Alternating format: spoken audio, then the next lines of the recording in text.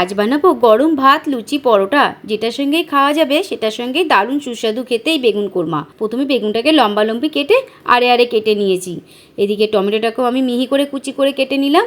এইবারে বেশ কিছুটা সর্ষের তেল গরম করে তাতে নুন মাখানো বেগুনটাকে আমি তেলে ছেড়ে দেব, দিয়ে আমি হালকা করে ভাজতে দেব। এদিকে আমি একটা তাওয়া বসিয়ে তাতে একটা ভাজা মশলা ভেজে নেব, শাহ জিরে, গোলমরিচ আর জয়িত্রী। এটাকে এখন আমি শিলে বেটে তুলে নেব। একটা কৌটোতে রেখে আমি চাপা দিয়ে রাখবো যাতে সেন্টটা উড়ে না যায়। এদিকে আদা আর কাঁচা লঙ্কাটাকে আমি মিহি করে বেটে নেব। এবারে একটা অল্প একটু দুধে একটু হিং গুলে নেব।